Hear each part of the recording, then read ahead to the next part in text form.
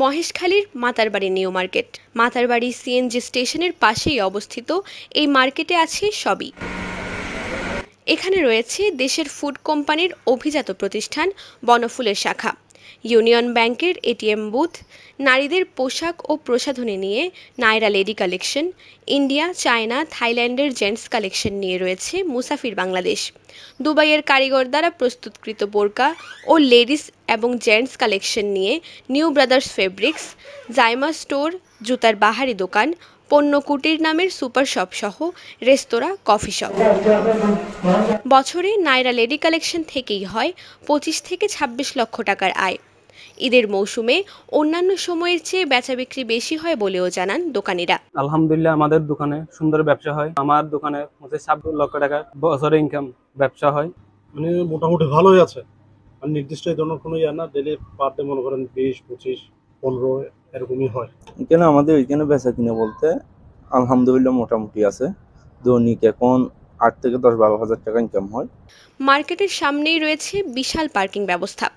এই মার্কেটের প্রথম ফ্লোরে রয়েছে দোকান, দ্বিতীয় ফ্লোরে ফ্ল্যাট ও বিভিন্ন অনুষ্ঠানের জন্য অডিটোরিয়াম, ক্লাব।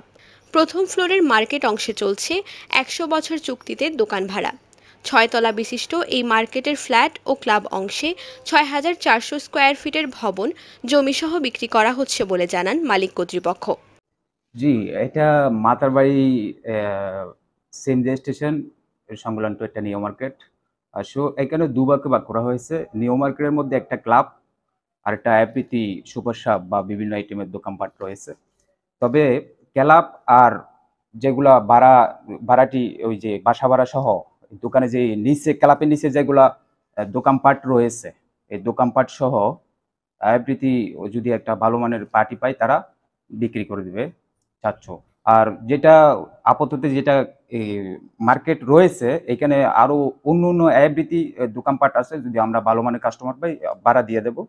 আর এটা আপাতত যে ক্লাব সহ বাসা ভাড়া সহ এই যে ক্লাবের নিচে যে দোকানপাট আছে সবগুলো 6600 স্কোয়ার ফিট একটা জায়গা সহ যদি ভালো মানের একটা পার্টি পাই তাহলে বিক্রি করে দেবে। মোহাম্মদ আলমের মালিকানাধীন মাতারবাড়ি লাইল্লা ঘোনায় অবস্থিত মার্কেটের দোকান বরাদ্দ ও ফ্ল্যাট ক্লাব ক্রয়ে যে কেউ যোগাযোগ করতে পারবেন বলে জানান মার্কেটের মালিক কর্তৃপক্ষ।